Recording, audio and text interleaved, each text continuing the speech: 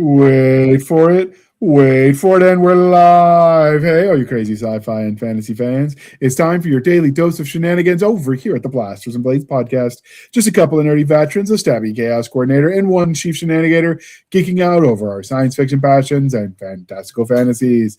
A place where magic is king, the sky is the limit, and space is the place. We are the podcast that puts the fun in dysfunction. So without further ado, we're going to let our guest, Mr. Sean CW Korsgaard, introduce himself to our listeners and viewers at home. Always a pleasure to be back on the podcast. So does CW mean you own the CW? If he does, we're not charging enough. Thank God for that. I'd still be paying off their debts if I didn't. No, it's Danish family custom that you get. Full name is Sean Christian Wright Korsgaard. Every firstborn Danish son has the middle name Christian, and you keep your mom's last name as a souvenir as a second middle name. So if you were Catholic, you get an even extra long name because you get a confirmation name too. That'll never fit on. There's definitely some possibilities. Say nothing if I end up inheriting a dukedom or something. How long can you? That only leads to naughty jokes. I won't go there. Yeah, and the problem is most name signing blocks are not that long. If I actually tried to sign my proper legal name instead of just the JR, it never fits. And I know I don't have the longest name. I know people with longer names because I've seen them sign where they kind of curve up and around the sign block just to fit it. It's bad. So, all righty then. So before we get started, we do have to do the religion questions to see if you pass. Are you ready for this? You know it. All right. We have Stargate, Babylon 5, or Battlestar Galactica. I guess the important question is which version of Battlestar Galactica? Dealer's choice. This will get me in trouble with some of the old heads, but I love the reboot Battlestar Galactica. Admiral Adama is one of the great characters of modern science fiction. Love him as a military character. And look, I was a teenage boy when it came out, and it had a lot of very attractive blondes on it. There's valid reasoning there. And I like it. And I actually, I use that as an example of if you want to change somebody, gender swap a character is a good way to do it. As an example is Battlestar Galactica, where it didn't feel like it was checking a box. Because when they made Starbucks a female, and then made her the widowed. Well, I guess technically she's not a widow because they didn't get married, but the lover of the dead son, and all the backstory implied with that added more gravitas to her relationship with the Adama family than just we're frat bros, and it just added depth. I mean, if you're going to change something like that for the lore on something when you redo it, that's a way to do it and make it mean something. To say nothing of the fact, Katie Sackhoff was just terrific in the show. Oh, absolutely. There's a funny picture floating around of her, the guy that played the original Starbucks, sitting in a Starbucks smoking a cigar, which always amuses me. Layers within layers. Absolutely. And I think it might even be the Pike's Place one, the first Starbucks. But it's been a while since I've seen the memes. I could be wrong. All right. Because we are polytheistic here at the Blasters and Blades podcast, The Witcher, Castlevania, or Carnival Row. If we're sticking to the books and the video games, or maybe the first season of the show, Witcher 100% all the way. I'm very firm. I don't like how they treated Henry Cavill or Andrzej Sapkowski's canon in the later seasons, but it's a rock solid book series, terrific video games, and Henry Cavill dragged that show kicking and screaming into pulpy fun territory. Yeah, Carnival Row was really good too. I dug that one as well, but I liked all of them, so there was kind of a no wrong answer there. So you say? Well, what did you have then? You haven't answered that one. Actually, I'm the what is it? The Witcher, Carnival Row, and what's the other one? Castlevania. Castlevania. Okay, so my experience with the Castlevania is very old. And I haven't looked at it in forever. The Witcher, I have dabbled with the video game, and I am aware of the show. And Carnival Row, I have no frame of reference. So there you go. The Carnival Row is really good. They only got 2 seasons. It was it's a horrible cliffhanger it left you on. It was good enough. I'm like, I want to read the books this was based on, and then I find out there is no literature. The only thing it exists on is those 2 seasons on TV. But it was like a Victorian Second World fantasy, post World War I vibe, and it was like the fairy versus the humans. The other folk, so fairies and all the other paranormal creatures against the humans with like Victorian sensibilities and discrimination and all that is just all wrapped up into one pile of awesomeness. So yeah, that's the amount of time that I have to watch television on any given week is fairly short, and most of it gets spent on things that can be on in the background while I'm doing other things. Thus, there's a whole lot of sports and a whole lot of crime TV. And even that's not a whole lot because I'm busy. I have stuff to write, and that means butt and chair. So just for you, then we'll move on. So according to the IMDb description, the series blends murder mystery, detective noir with political intrigue, class/racial tensions, forbidden romance, and dark fantasy elements. It's very much a post-World War. The conflict that displaced the Fae feels analogous with fantasy World War II, with refugees, imperialism, and lingering trauma, which I think is actually a pretty apt summary of the show. Although I would argue it gave me more World War I vibes than World War II, but it was really good. I definitely would have preferred that they dabbled a bit more with that than sinking $1 billion into the Rings of Power and ruining the Wheel of Time. Yeah, and this one was like really popular, but I just have this curse. If I like something, it inevitably gets canceled. So I guess I'm just not allowed to like things because otherwise everyone has to suffer with me. Yeah, stop ruining our fun. Or something. Yeah, I'm adding that to the list of things, franchises we should come back to. Okay. All right. So since you answered the dinosaur question last time, one of the crying shames of adulthood is we don't ask each other the important question. And thanks to the generosity of our sponsors, we're bringing that back. And I'm going to ask you, sir, what is your favorite zoo animal? Do aquariums count? Sure. Yeah. Any sort of shark, especially. And that's been true ever since I was a little kid. I've always loved sharks, and my wife and I got engaged in front of the whale shark tank at the Atlanta Aquarium, if that gives you an idea of how much I love sharks. And of course, with a wee one who is every bit as shark and dinosaur obsessed as every little boy should be, it's letting me rediscover and re-explore all those old loves. That is one of the greatest things about having kids is that you're able to go back and go, oh, yeah, I loved that too. And grandkids, triple so, because you also don't have the restrictions of being responsible in the same way. And so when they're like, I need 6 dinosaurs, I'm like, yes, we need 6 dinosaurs. And his poor parents like, stop it. But he's cute. And there were dinosaurs and there were names. And yeah, it gets bad, but it's so much fun. So did you like Shark Week? I liked it when it was about sharks and not whatever they're doing with it now. Like, for the first 20 years, Shark Week was rock-solid documentaries, actual cutting-edge science, with the odd spectacle like the Air Jaws documentaries. And now it's, are there ghost sharks of the Megalodon and the Mariana Trench? At hour 59, our lawyers tell us we have to tell you no. Thanks for watching, sucker. Yeah. I mean, they did give us Sharknado, so that counts for something, right? Oh, come on. If we're going for pulpy sci-fi original movies with sharks, I'm sticking to either Jersey Shore Shark Attack or Sharktopus. Oh, my. All of those are good, so I'll accept all those answers. All right. So one of the because we are civilized human beings here at the Blasters and Willies podcast, we are no longer knuckle dragging troglodytes. We're going to ask you, sir, coffee or tea, and how do you take it? Tea, Earl Grey, hot. Nice. Oh, you drink with your pinky up. Well done. Classy. He's like official and everything. Yeah, that's dignified in everything. All right.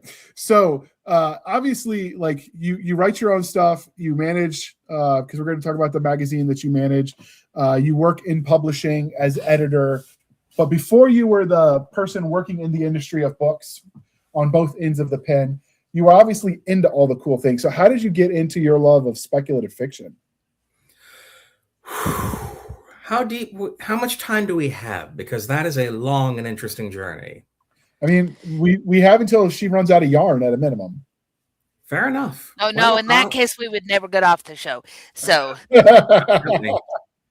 so I was an avid reader from a very young age. And I was lucky that, like a lot of other young boys, elementary school in the 90s, we shared fantasy and sci-fi paperbacks like they were Pokemon cards on the Pokemon trading card game cards.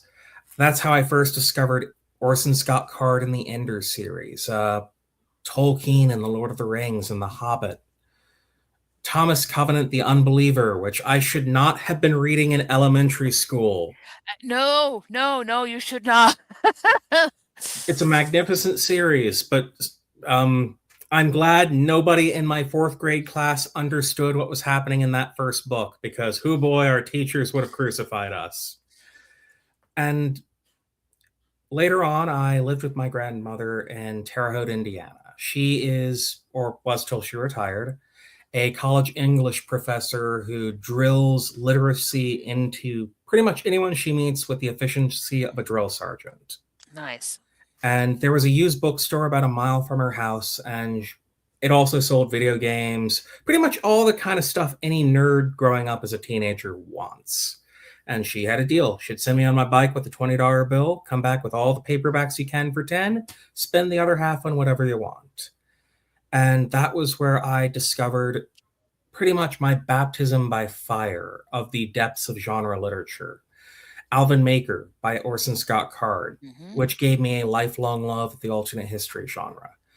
Bradbury, Heinlein, all of the greats of science fiction. And of course, fantasy, sword and sorcery especially.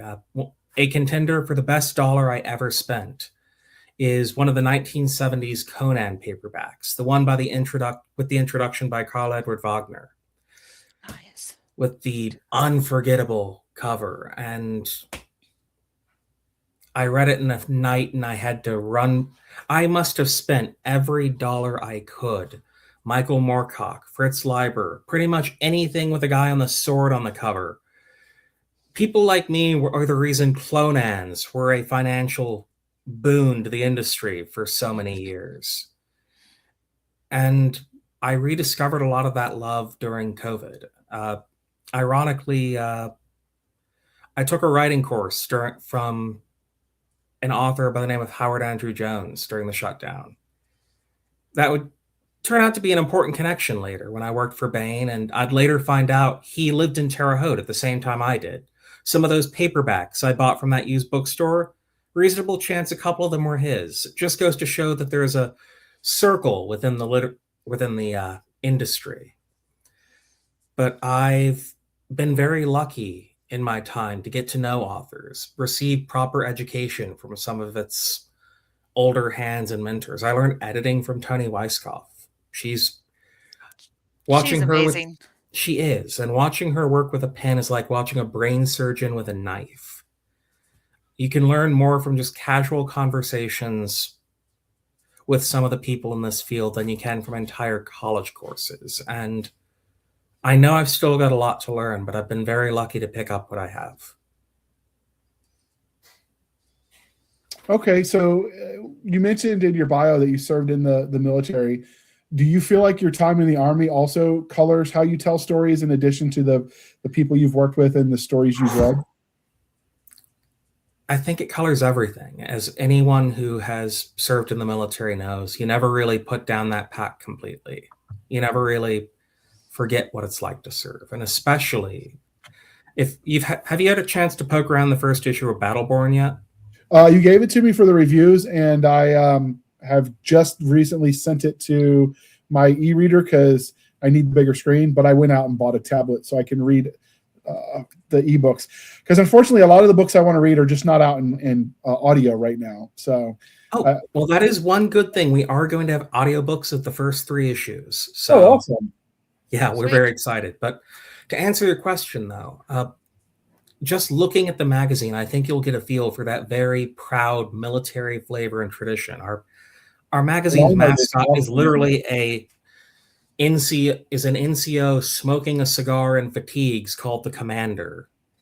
And that love of heroic tradition, I think in part comes from having served. I mean, anyone who's gone through boot camp knows that your drill sergeants, your drill instructors, for all of our jarheads who somehow still know how to read, love you guys, that they make you remember the proud tradition, Valley Forge, Gettysburg, Iwo Jima, Audie Murphy, Dan Daly.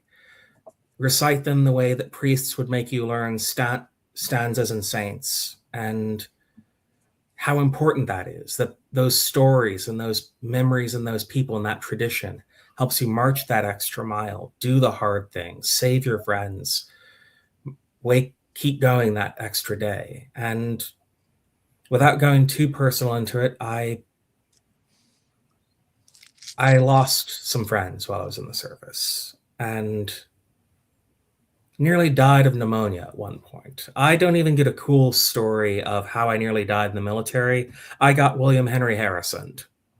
Had a commander who liked talking in the rain and had a sniffle within an hour, and within 2 days was hospitalized with pneumonia. Woke up a week later, and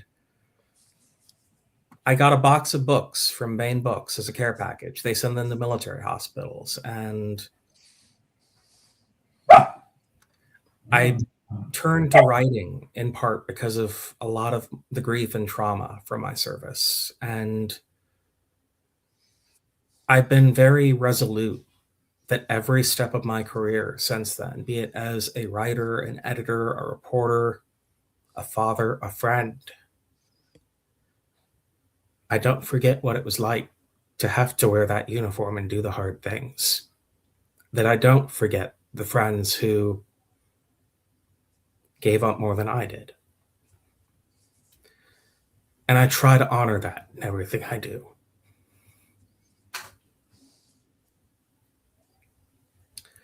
Sorry to get the waterworks up. It's okay. Do you draw on people you serve with when you do your own writing? Admittedly, I do. I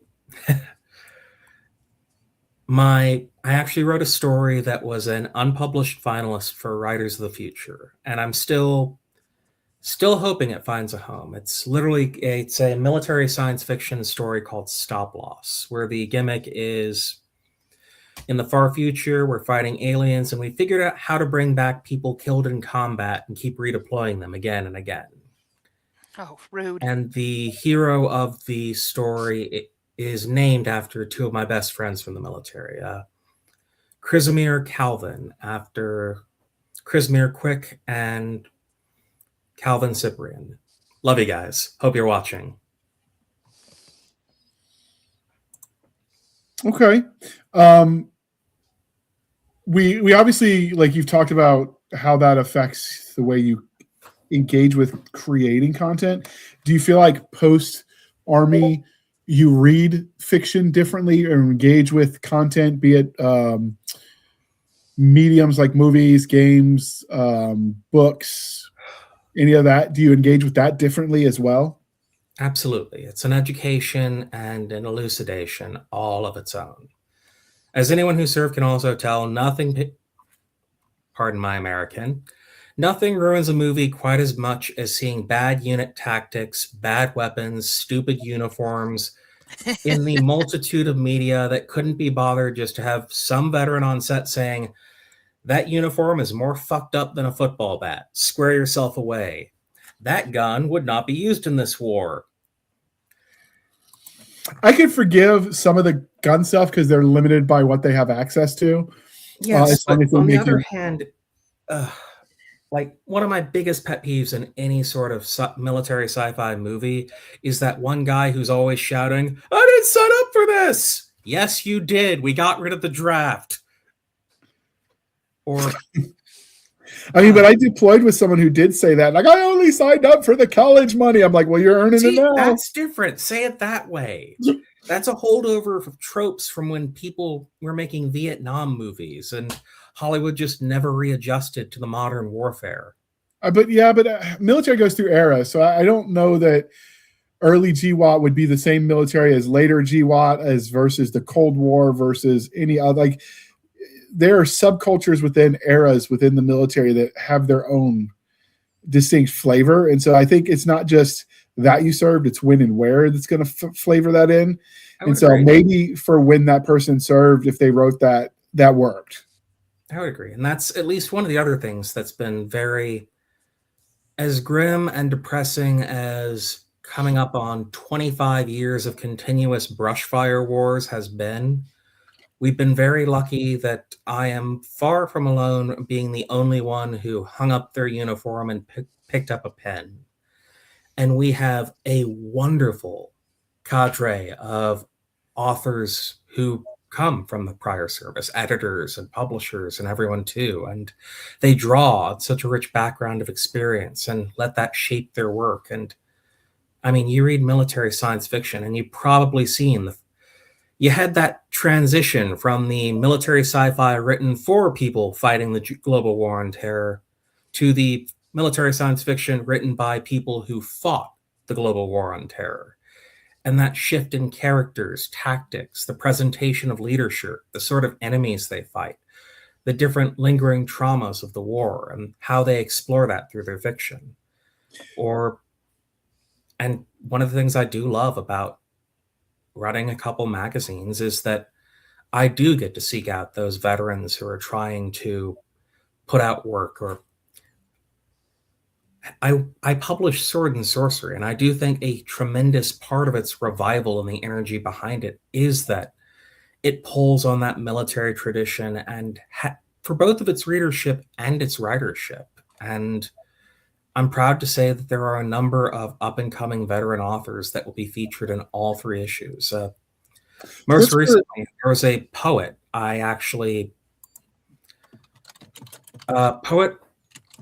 Let me make sure I get his name right, because he will deserve the recognition. I'm publishing a poem of his in the 2nd issue that I read, and it just moved me to tears with its imagery. Daniel J. Davis. He wrote a poem that compared his service to the global war on terror to the Iliad and the Odyssey and that proud warrior tradition of how hard it is to put down your uniform and become nobody again. And that's one of the things I do love about this, is that I am in a position to showcase that talent in these authors, and I'm proud to do it, thrilled to do it. And I hope some of these stories and poems and authors strike as hard and fast with readers as they did with me. Yeah, that's one of the, in addition to, like, I started writing with a writing as therapy class that the VA offered, and most of those are not official curriculum. It's just local volunteer college professors teaching those classes in conjunction with a therapist, but it's not official. I think they should. I think there's value in that. There are groups in addition to the writing as therapy. There's equivalent groups. I know at least in country music there was one where they're helping people turn their trauma into songs. And there was one that came out a couple years ago about, one of the lines that stuck with me is, they told you how to put the uniform on, but not how to take it off. And that's essentially what you're describing. But since we're already talking about the magazine, which is sooner than we normally would, but I'm having fun with this, so let's rock and roll. We're going to play that beautiful commercial real quick, and then we'll just jump right back into it, because we're already having fun. So today we're going to pause for a moment while we shamelessly shield for the woman. Boom. The necromantic magic of the Great Lich has held sway over the world for 100 years. Can a young knight of the god of death and the last priestess of the goddess of life destroy him before their homeland falls? The only survivor of his convoy, journeyman knight Darian, is entrusted with an ancient scroll and one mission: return the scroll to the High Temple in Hothan, no matter the cost. He never expected that journey to include stumbling onto the last healer in the world. Now he must take not only the scroll but the woman across the kingdom to safety, each step dogged by the relentless undead. Death's Knight, Book 1 in the completed War of the Lich series by Matthew T. Summers and Jenna Ray. And adding Thank that to my purchase list because that sounds cool, and I support fellow authors. One team, one fight. Absolutely. Thank you for sticking with us through that commercial interlude. And now let's talk about the Battleborn magazine. So I will say the cover is in color, but there's some at least the pre-publication draft that you sent me where the stories are edited, but you're working on finalizing the art. The line art that's in there is very reminiscent of the old school D&D stuff that came out in the 60s and this. Well, I guess it would have been the 70s. I'm not as much of a D&D historian, so I'm kind of, 70s. It was 70s. That's why we keep Jen around. She knows all the things about all the things. That's because I'm older than you are, but that's okay. No, that was definitely something we wanted to bring to the table because black and white interior artwork has been part of the sword and sorcery scene since the very beginnings of American fantasy, going back to Weird Tales in the 1920s. Just think of how many artists are as well known for some of these characters and stories as their authors.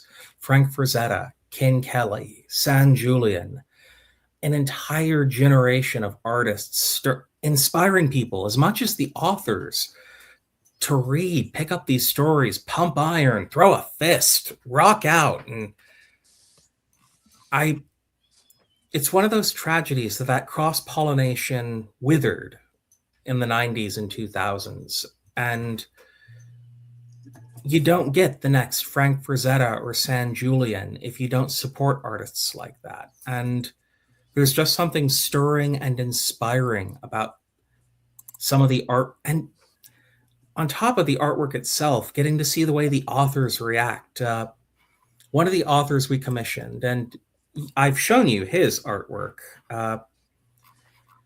He is an author from Brazil who, first, giant military nut. So he and I went off on a tear talking about the smoking snakes, Brazil's unit in World War II. Okay. And I put him on a conference chat with the author whose story he did the illustration for. I just sent you another copy of it just to be safe. Cool. And just seeing the way that the author, Greg Mell, reacted to seeing his story brought to life exactly as he imagined, that was, I admit, that's the first time I've getting to see that as I show the authors these illustrations is a whole new satisfying rush that I am definitely going to have to make a full-time part of production of this magazine, because that is just, I love that reaction, and I can't wait to see what all the readers think, because some of the artwork being put together is just astounding. Yeah, and I think, I don't know, I think the black and white and the grayscale art is a lost thing, because now that everything can be color, they're doing it in color. I realize that the line art used to be a thing because of the limitations of the magazine and like newspaper print, but there's still something like nostalgic about that style of art that I just miss. Mm-hmm. And especially in this age where AI artwork is becoming very much in vogue. And I will not criticize people who use it, because I understand more than I did a year ago how expensive art can be. It's just, again, if you don't support the artists like we're trying to, and where do you get the next Frazetta, the next Ken Kelly, the next artist that makes people want to paint a buff guy with a sword on the side of a panel van? And that's a tradition worth supporting. But it's got to be a panel van with shag carpeting on the inside. Oh, definitely shag carpeting for sure. The line I try to draw is, I hire someone to do covers, but for like thumbnails for the podcast, I can't afford to hire an artist to do every one of these thumbnails. And for like ad art, like when I'm just something to share for a quick ad, like that, I don't mind. But when it comes to covers and stuff, I'm with you. I'd rather hire a person, just because there's something more, I don't know, personal about it. I know it's kind of a cliche, but it's true, I think. When you get no cliche about it. I mean, I'm not Jeff Bezos where my pockets are limitless. I mean, God knows if they were, we'd have a lot more sword and sorcery out in the world. Like, so this is another one of the line arts that it's in there, which is grayscale Yes, from one of the Nice. stories. That's the rough draft. I just sent you the finished. Oh, okay. Well, I'll get that in a second. And while you're talking, I will pull those. Not a problem. But yeah, I liked the line art that's in these. No, I mean, I'm totally with you. That's been one thing working with the artists on this is that's been a new part of the process for me. I never got to work with the artists at Bane. And of course, TradPub doesn't do a lot of black and white interior artwork to begin with. So No. getting to watch the process unfold from here's the idea, here's the rough layout, here's the rough sketch, here's the finished sketch, and watching it evolve step by step, it's beautiful. It gives you a greater appreciation for the art. It really does. Well, and one of the things I like about the black and white art that's, high quality black and white art, you're going to get this on a whole lot of different types of e-readers, and some of them do color beautifully. And some of them, like the one that my son owns, it's older, and he has picked up some frugal habits from us that I'm very proud of. And he's not replacing that thing until it dies dead. But with the black and white, that means that he can still appreciate it on a screen that does not color very well. And that's one thing we've been testing as we finalize the final print editions and ebook editions is making sure that these pop on e-readers. There we go. Yeah, that's a that's lot pretty. better. I mean, the rough draft was really good too. I would have complained about that, but this is even better. No, well, like I said, the moment I saw the finished art the first time, I had to sit back in my seat and just take it in. And this is the one that when I said I got like old school gaming vibes, like this is it. Yeah, yes. that's very, very D&D.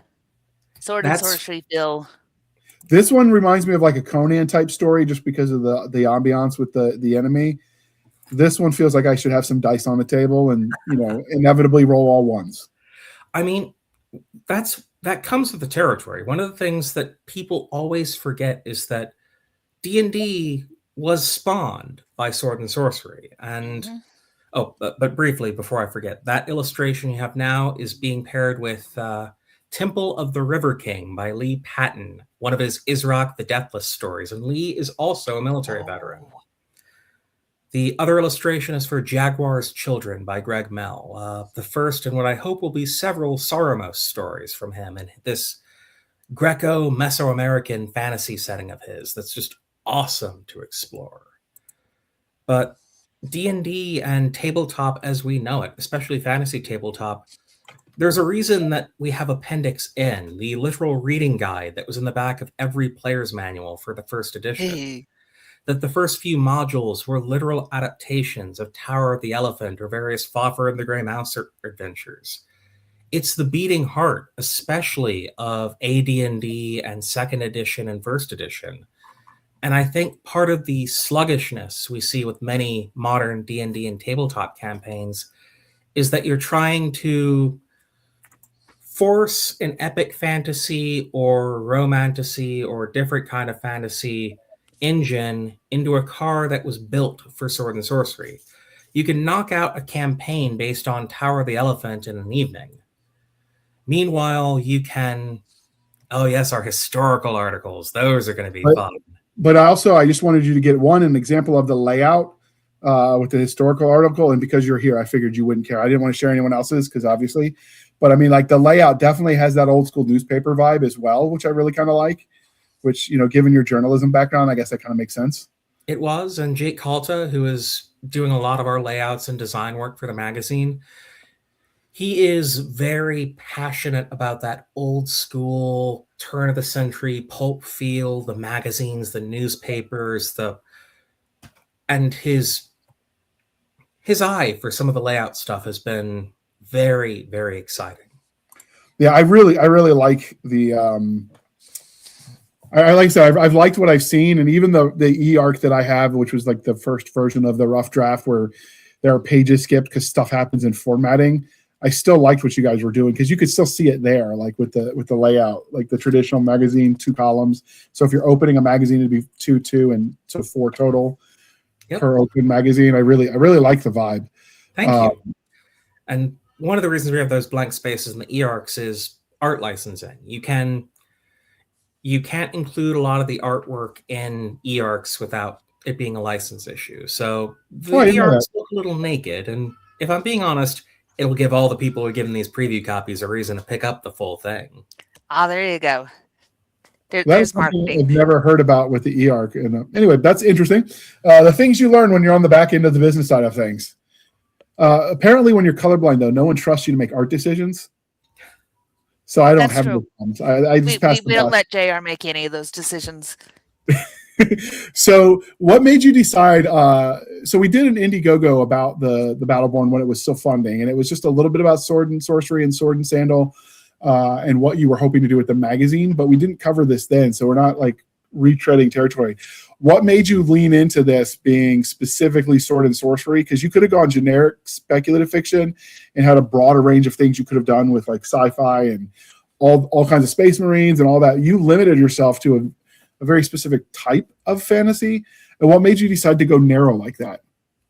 Well, I would first argue that it is not narrow at all. Sword and sorcery is a wide subgenre within fantasy. It covers everything from Robert E. Howard's Conan of Cimmeria to the mournful Elric of Melniboné by Michael Moorcock and his multiversal saga of the Eternal Champion, Jack Vance's Magic System, David Drake's Roman fantasies.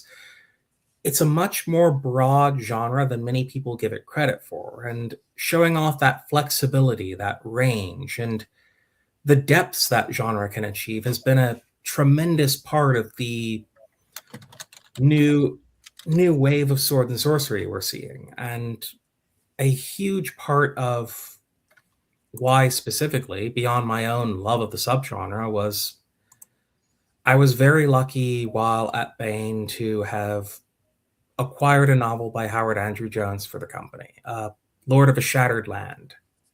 That's his sword and sandal series? It's an incredible novel. Next time you have Jason on the show, ask him about how he had to shake me weeping at my desk reading it, because there was a chapter that literally moved me to tears. And I remember writing the letter of recommendation to Tony, and of course, being a good boss, she was cynical. She was like, okay, Korsgaard, I'm going to make an example of this to show you how to let down an author gently. And then 24 hours later, she's like, okay, this is as good as you promised. Let's make a deal. Job well done. And Howard was an author who had dedicated his life in the craft to this subgenre. He had been working in sword and sorcery when it was written off as dead back in the 1990s, when epic fantasy had not just taken the crown, but stabbed it in the ribs and left it dead in the gutter. Publishers wouldn't touch it. The only place it survived was fanzines like Blackgate, where he was one of the editors alongside John O'Neill, won the World Fantasy Award together. He was the editor of Tales of the Magician's Skull, which sort of became a testing ground for many of the authors still writing within the genre, that helped cross-pollinate that existing tradition within tabletop gaming. Goodman Games, who puts out Dungeon Crawl Classics, wonderful supporter of the genre. Please support their work, all of you folks who like rolling dice. And that there is such a tremendous outpouring of talent within it. It's not a narrow field at all, and it was hard to work down a list of authors. You have everybody from Joe Abercrombie to Christopher Rocchio, either diving headfirst or dabbling in it completely. From Scott Lynch to Larry Correia, C.L. Warner to Howard, and there's such a breadth and depth of the genre that we have multiple magazines within Sword and Sorcery. Some great ones include Old Moon Quarterly, pretty much anything done by Sir Sova, Heroic Fantasy Quarterly, Savage Realms Monthly. dozens and dozens, and please, I will send you a list. I will give your readers a list. There are so many places to start, but one thing, talking with Howard, was there was a gap within that market. And it's a very important place within both fantasy and sword and sorcery fantasy in particular. There are 5 pillars to the genre: the setting, the pulpy writing style, the environment, the action, and the characters. And within this entire movement, there really wasn't a place that showcased that hard knuckle, fist pumping, heart pounding action that made people fall in love with this genre from the first moment they see Conan kill a man in a bar fight. And that character work, where you come back again and again to see the same authors and characters, that tradition. And look, I'm a businessman. I see an absence in the market. I will take full advantage of it. So Battleborn, from its motto, from the front lines of fantasy, its mission statement is to feature, from first page to last, very character-driven, very action-heavy, heroic fantasy and sword and sorcery. The kind of stuff that leaves you breathless at the end of the story, needing a glass of bourbon and a cigar, and then diving back in for more. Does at least one person ask what is best in life in these stories? Literally in the first column of the magazine, from our mascot, the Commander. Janet, you get that 100 reference? words into the magazine. Yes, I get that know my reference. audience. I read some of this when you were still crawling, kiddo. Okay. Schwarzenegger made it famous, though. Crush your enemies. Genghis Khan made it famous. Did, That and was hear his the line lamentations originally. of their women. Really? I didn't know it was Khan's line. It's a historical quote from the Mongols. Mm-hmm. Yeah, to crush your enemies, see them driven before you, and hear the lamentations of their women. Although he wouldn't have said it with a German accent, so Schwarzenegger nails that part. He makes it his own, because everything has a German accent, or I guess Austrian accent when he says it.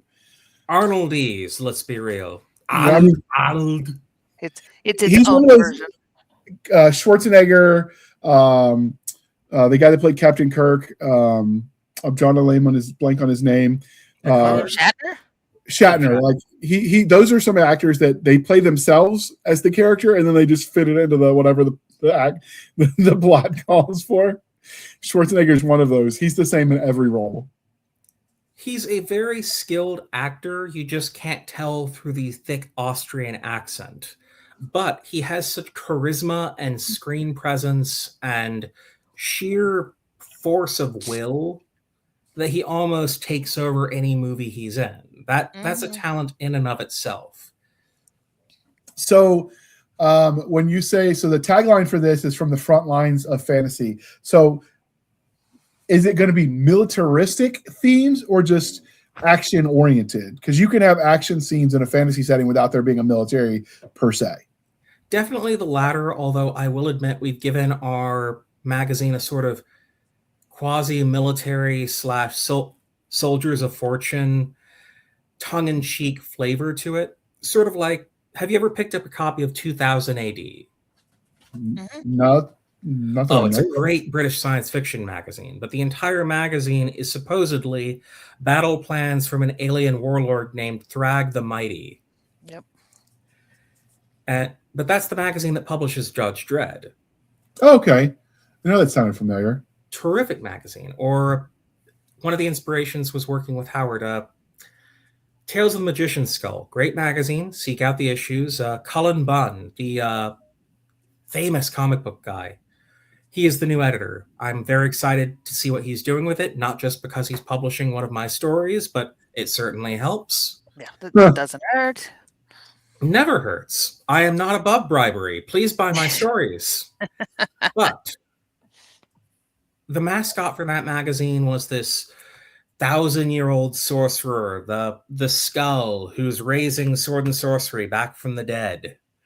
And there's a fun to having that sort of mascot character and tone to the magazine, and that spreads to the reader in the editorial tone. Like our acceptance letters have this, welcome to the ranks, recruit, as one of the lines in it, and the authors get into it.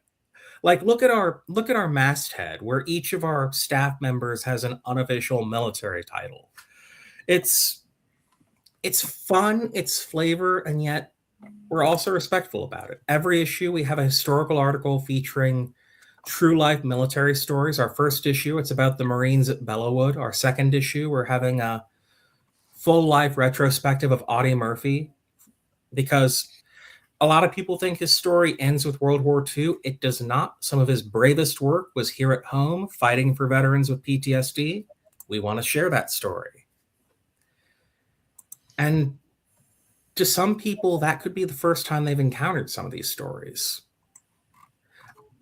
And that's important. And that's the same reason we're reprinting some of the older classic stories. We have a poem from Robert E. Howard, the first issue. The second issue, we have a fantasy story from David Drake that hasn't been republished since before I was born.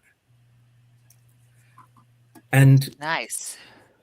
It really is. And even Robert E. Howard, one of the titans of American fantasy, the American answer to Tolkien, there are people who've never read his work. There are certainly people who might have never read my work, or Howard Andrew Jones, or C.L. Warner, Greg Mell, Eric Wog, James Inge, any of the authors we're featuring. And that's part of the thrill, is that this is as much a magazine for the diehard sword and sorcery fanboys as it is for the people stepping into the arena the first time. Same reason we have columns. Morgan Holmes, a longtime contributor to the new pulp movement, is having a series of columns describing the history of pulp and sword and sorcery for new readers. Jason Ray Carney, a college professor who's been a big leader within academia of defending pulp literature, does deep dive academic looks at some of the stories we republish. And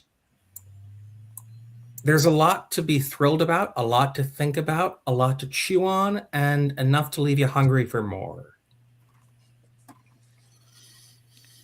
Cool. So Okay. you were telling us at the beginning of the show, in the pre-show, what the availability was. So for the people who are reading this and looking at it and going, okay, I want to buy it right now, what do they have to do to get their hot little hands on it? Pre-orders are available right now for the first issue. The second issue should be up soon. We're making the debut at Howard Days in Texas. Just to show how dedicated I am to kicking us off right, I am going to Texas in the middle of June, to the home of Robert E. Howard, to debut our second issue. Bravery and humidity. And stupidity, but also celebration. I mean, it's a damned fine event. The Robert E. Howard Foundation and all the folks who put that together are to be commended for keeping that man's legacy alive and celebrated in his hometown. But they can pre-order it right now on Amazon, $9.99, and we are keeping that price point from now to the apocalypse if we can. We know inflation's kicking everybody's butts still. Physical copies are going to run $14.99 a pop, and we do have hardcover editions, but those will only be available through the yearly crowdfunders. So for all of our collectors, keep that in mind when we come ready for year 2. And as I'd mentioned, we're also going to have audiobooks rolling out soon. We're still interviewing people to test how they read some of the stories, but we should have some proper announcements on that soon. So what's the approximate page count then? Because I know people are going to say, well, $9.99 for what? Because magazines, you know, I'm old enough school to know that sometimes magazines are just a 36-page spread. Sometimes magazines are nice and hefty. So what are they getting for their $9.99? I am glad you asked, because that's actually one thing we have the final page counts we're starting to put together, and including illustrations, and I think, give or take, maybe 5 pages for formatting and all that stuff. 213 pages for the first issue. Oh, nice. Which not only puts it in the same range as Analog and Asimov's and the other professional magazines in terms of size, it makes Battleborn the biggest sword and sorcery magazine on the market right now. And I dare say, perhaps the boldest. We're in good company, but we like to lead from the front. As one does. All right, JR, you were going to ask something, and then I totally cut you off because I had things I wanted to know. And I'm like that. No, I just cut you off when I want to know things. you're okay. So this is going to be coming out.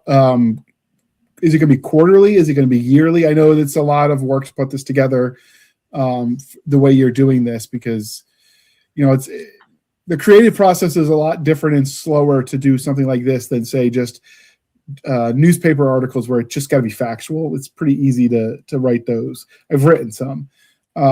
So I imagine there's a little bit of a lag time from, okay, we've got the idea, we want to do issue 2, to having all the content. So what release schedule are you looking for? So production has been our big thing that we're still knocking the rust off and trying to get that working like a well-oiled machine. Editorially, every story is turned in. We're actually in the final edits for stories in issue 3. Columns and everything will be finalized, formatted, all that stuff, hopefully by the end of the month. So literally by the time the first issue drops, issues 2 and 3 will be ready to start formatting. It's just a matter of then getting the art finalized for them. And art is the most time-consuming part of the process, it turns out. Writers, they're like machine guns. You give them a byline and a paycheck, they will give you enough copy to fill whatever space you offer them. And we love you for it, writers. Please keep sending us stories. Art takes a little bit more time, and we're working with the artists so that moving forward, it's a smoother process. Our goal, 3 issues a year. 1 in spring, summer, and fall by publishing standards. Publishing does not have winter, apparently. And our goal is, as subscription numbers increase, as the revenue streams stabilize, ebooks, audiobooks, physical, merchandise, all that good stuff, we want to start growing. I would love to get to the point the magazine publishes bi-monthly, same as the other professional magazines. I want to get to the point we pay professional rates. Mm-hmm. I want the magazine to do right by its authors. So that's one of the other things that I'm trying to explore is our pay scale for the authors includes royalties, where a lot of magazines do not. That we do give them, if we manage to sell some sort of sub rights or anything, they get a cut of that. That if they get nominated for an award, we give them a performance bonus. If they win, we double it. And nice. We do like getting paid. It makes the whole art thing easier when you have bread on the table. It does, and at the same time, look, it's very much in the sort of military spirit of the magazine. You win a prize for valor, you should get a shiny new medal, or at least a nice bonus in the paycheck. But it's such an incredibly interesting group of authors that I've been proud to get to work with, get to know. Some of them I knew already from having worked with them some places or another. Others I'm just starting to call upon now, and the Slush reading especially was very revealing. One of them was an author I'd been reading. The other thing, our slush pile is blind. So before we decide to send out the acceptance or rejection letter, we don't know who's writing these stories. Because you deserve to be judged by the merits of your work, not your name, your history, or anything else. I actually rejected a story from one of my favorite authors, and I'm ashamed. He said no hard feelings, but oi, I'm true to my word. On the other hand, I accepted a story from an author who I loved her books. Violet Milan, if you've ever read her work. And I was thrilled when okay, let's see the acceptance letter, and holy, it's her! Yes! Meanwhile, a friend of mine from my journalism days, Charles Belt, he works a lot with very intriguing journalism assignments. His dad was a famous National Geographic reporter, and he's very much his father's son, going bold new places and strange new ways. Turned in his first ever work of fiction he'd ever written for the magazine. And it's damned good. It's comedic in an almost Pratchett-esque fashion. And I was thinking I'd turn it over to be some professional writer, and instead, I drank beers with you at college. How is this your first work of fiction? Or to give you an example of another author who surprised me, Alyssa Hazel. She was one of the invite authors because I was at a convention with Christopher Rocchio when I got the word that Howard Andrew Jones had died from brain cancer. That was a hard day. God awful feeling. I stepped up to go for a walk, and Alyssa is one of those authors that makes her living hand-selling books at convention, and that makes you tough in ways that few people appreciate. I am a hard man to sell a book to, and yet she managed to do it. And part of it was I saw her reading Clark Ashton Smith, classic author of the genre, and she spoke of his work so eloquently and regretted she never had a chance to write sword and sorcery like that. And I just thought, what would Howard do if he were in my position? And I gave her a shot. Didn't think anything to come of it. Every writer knows they occasionally drop the ball or miss one of those shots that they promise they'll send a story to. And she sent in a story 4 weeks later that absolutely hit that ball right into the cheap seats. Nice. And it's in our second issue, 10 Arrows.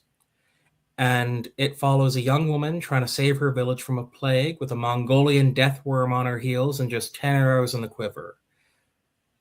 And I hope that all of these authors blow away the readers just the same way that they blew away me.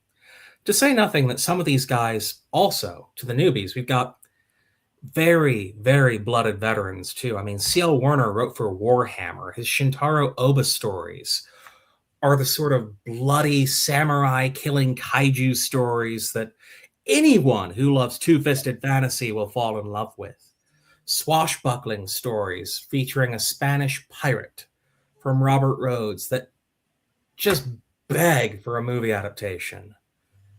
Skylar Hernstrom, one of the other new pulp guys, has his debut novel serialized in the magazine.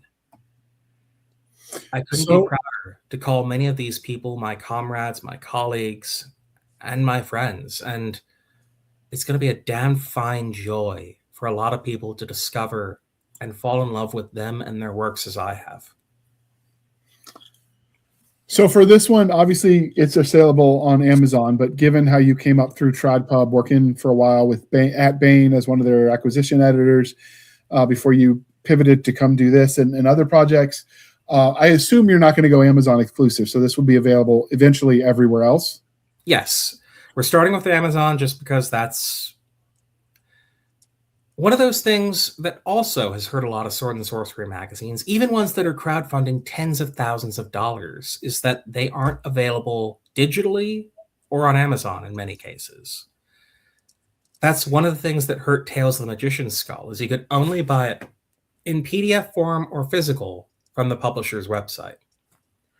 And it was a damn fine magazine, still is.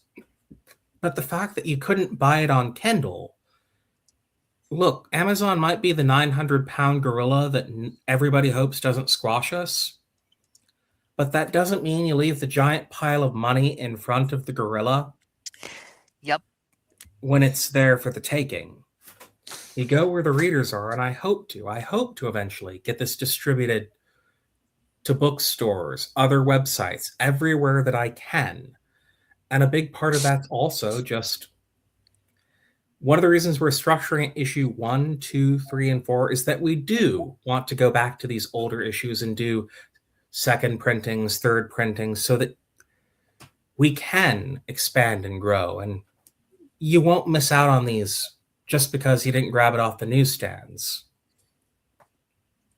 So I know a lot of authors are starting to, in addition to selling it wide, they're starting to sell direct because they get to keep a little bit more of the money that way. Is that something Iron Age Media and the Battleborn Magazine is going to be looking at, being able to buy like the ebooks and the audiobooks directly from your website? Yes, absolutely. That's one thing we're working on. It's just we want to make sure these are, one, finished.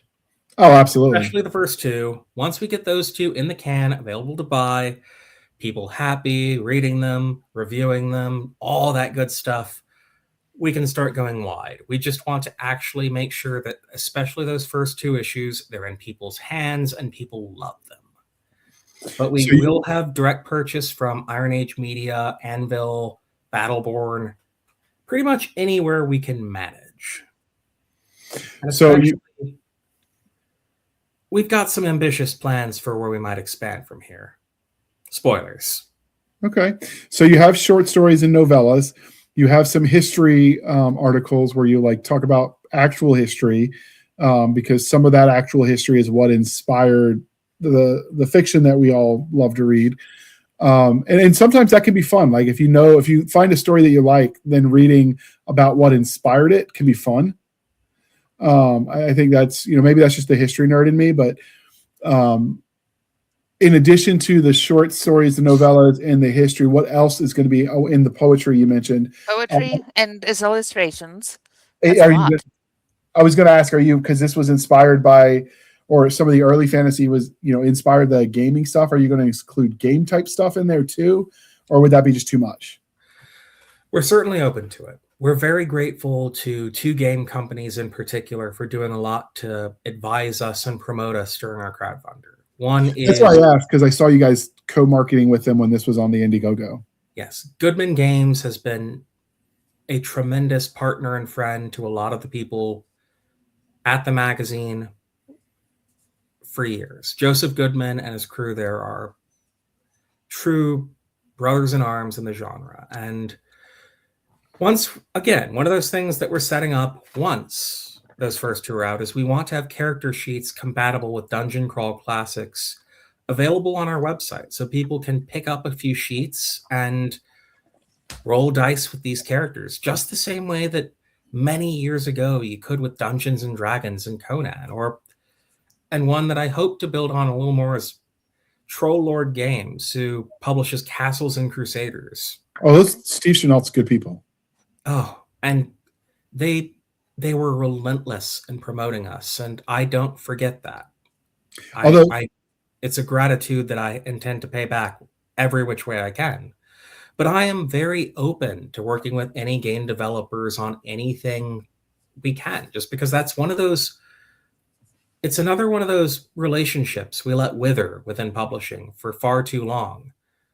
That the tabletop scene especially would not exist in the form we know of without sword and sorcery, without that fantasy culture. And rather than let it remain separate, we should work together, cross-promote, have campaigns based around stories built off of campaigns, character sheets wherever we can, because the other thing is we need to grow that pie of readership. Every time somebody picks up not even our magazine, but any work within the genre and becomes a reader for life, that is a victory worth celebrating. Hopefully, Absolutely. We'll have a lot of people like that from Battleborn, but yes, we have a big fighting tone, but our only true enemy is illiteracy and ignorance. Absolutely. Yeah, you would like Janice, Steve over at Troll Lord Games. He's such a bibliophile, and he's so particular about the quality of paper stock and books and such that he's building his own paper printing plant to print his own books. Oh, Then nice. Steve and I should definitely talk, because paper has been a... Yeah, he is so finicky about like the quality of print for the products he puts out, that they're in the process. Like they've already bought the land. And it got stalled because of the tariffs. Some of the stuff coming in got shut down, but they were planning and still going full speed ahead, building the printing shop up. Godspeed, and printed in America too. That's nothing but commendable. Absolutely, and of course, it's jobs in some small town areas that could use revitalization. So that's also cool. Definitely. I mean, I'm a Virginian. I drive past a giant paper mill plant every time we go visit some of my wife's family. And one, it stinks to the high heavens, but it employs the vast majority of an entire town. So that is, if we can do a lot more of that here, I mean, publishing and manufacturing, that's That's a beat we can all dance to. Absolutely. Was there anything we didn't talk about with this magazine and that's about to go wide or become open to the public after your successful Indiegogo that you think we need to cover before we wrap this up? Just that for everyone watching, I want to promise you that if you have ever loved the smell of pulp, if you've ever picked up one of those yellowed paperbacks, be it Michael Moorcock, Robert E. Howard, or those classic authors of the genre, if you grew up rolling dice when tabletop had an air of danger, rocking out to the power ballads based on Roger Zelazny or Elric of Melniboné, have been devoted to the works of masters from Robert E. Howard to Howard Andrew Jones, I tell you this, welcome home and welcome to the fight. Battleborn is for you, a celebration of everything you love. Two-fisted, gung-ho fantasy and hard-fighting heroes delivering adventure and glory with every issue. And I can't wait for you to see why I'm so excited to share it with the world and with every single one of you. Jana, you've got your classic question that I know you have to ask or they're going to kick you off the internet. I know. I have to get it in, and then we're going to have to wrap because we're coming upon the end of our hour, and we have promised, dear listener, that we will try to keep these in the hour-ish range. Ish does a lot of work in that sentence. So our final question, because the mom and me must know, is who is our target audience? Because I have readers in my family that range all over the place. So who should I be pointing this at as far as content? Well, I mean, I think we know our subject matter, but it sounds like, is this more for our upper teenagers plus, or are we friendly to a little bit younger crowd? So, while admittedly I'm a little bit of the first thing I ever read to my son while he was literally in my wife's arms in the hospital was Tower of the Elephant by Robert E. Howard. So I might not be the perfect role model for this, but I do think that sort of action-heavy adventure fiction it's no more scandalous than Treasure Island or the classic adventure stories we've been letting kids read forever. Okay. There is nothing we publish that is too scandalous that would upset the young reader while still challenging them, offering that thrill of the fight, that taste of adventure, while still being a very, very adult-friendly magazine. I mean, I don't need to tell any of our wonderful fantasy listeners in the thing. Tolkien might have written The Hobbit and Lord of the Rings for his children, but that does not make fairy stories just for kids. Lewis and Tolkien were very insistent that they belong to the world. So too does this.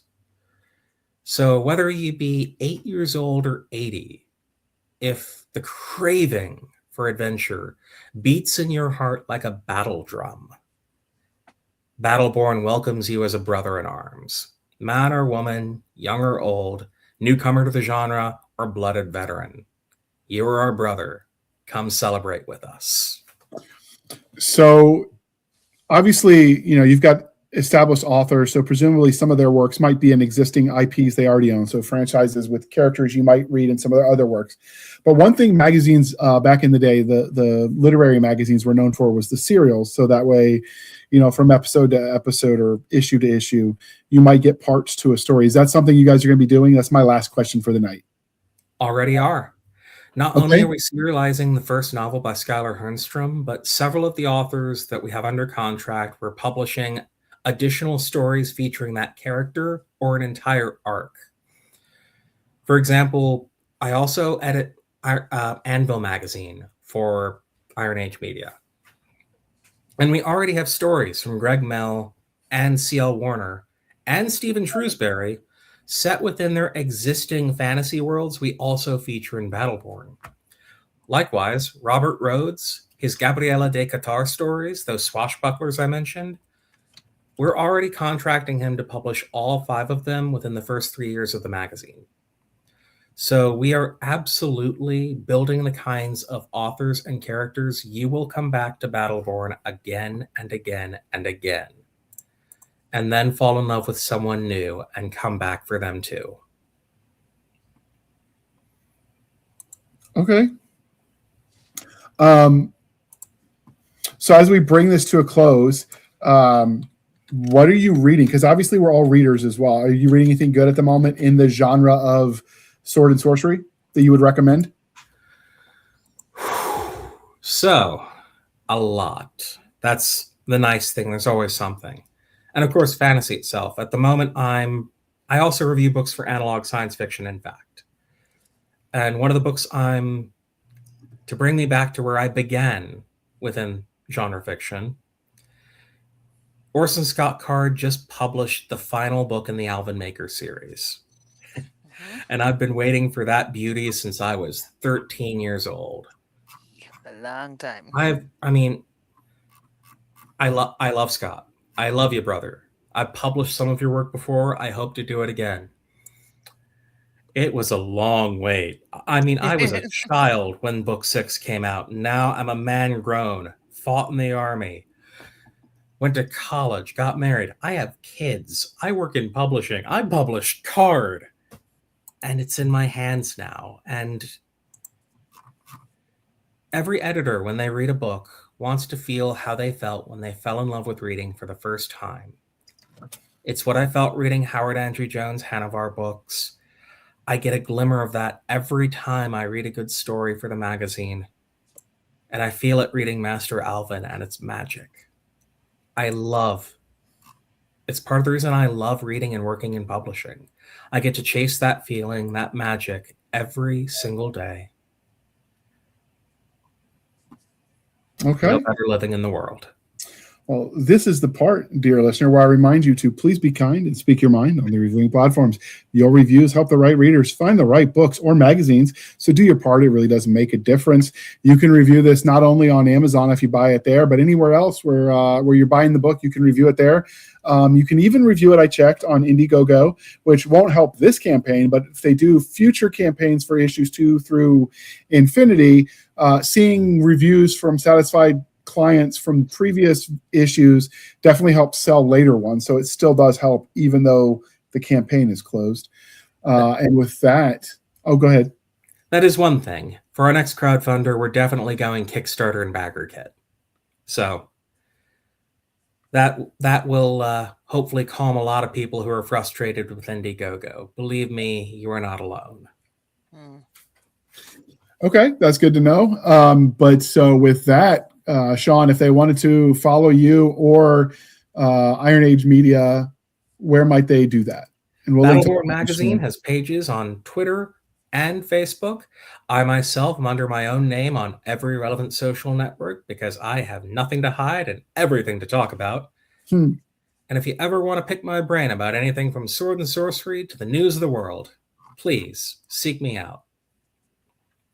All right, and all that will be in the show notes. And Iron Age Media, the company behind all of this, in addition to the magazine, because Iron Age does the Anvil magazine, and they push some of the fiction that they call the Iron Age, which is sword and sorcery that is not nihilistic, basically was their goal. From our last interview, they wanted sort of the kind of stuff C.S. Lewis would be happy with, that Brave Knights and whatnot.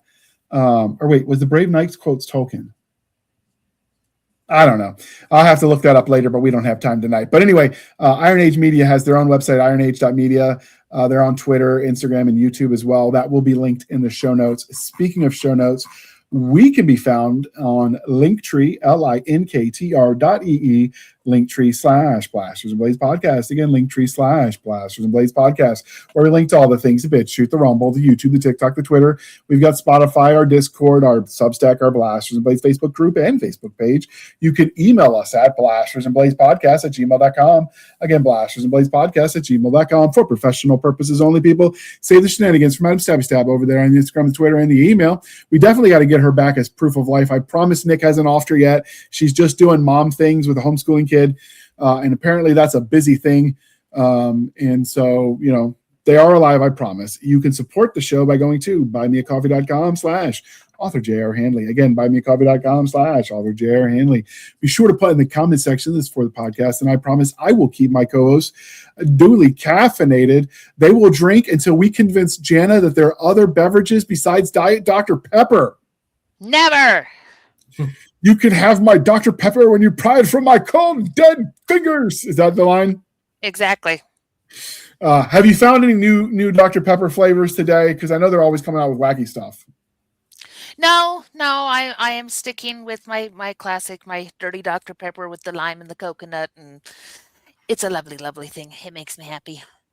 And every time you say lime and coconut, I'm singing that in my head, and it's all your fault. I am so pleased to put that in your head anytime. All right. Makes Thank me laugh. you. Mine is an evil laugh now. Shoo, be done. Thank you for spending some of your precious time with us. For my crazy co-host, I am J.R. Hanley, and this was the Blasters and Blades podcast. We'll be back next week at the same time, where we'll indulge our love of nerd culture, cheesy jokes, and all things that go boom. Thank you for coming on, Sean. This was a lot of fun, and I bookmarked everything, and I'm going to have to get reading that magazine. Looking forward to it. So am I. Thanks for having me. Always a pleasure. And until next time, swords together. And Bye-bye, with that, y'all.